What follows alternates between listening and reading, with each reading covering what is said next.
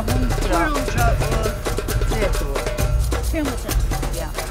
Här är en meter. Ja, det här är...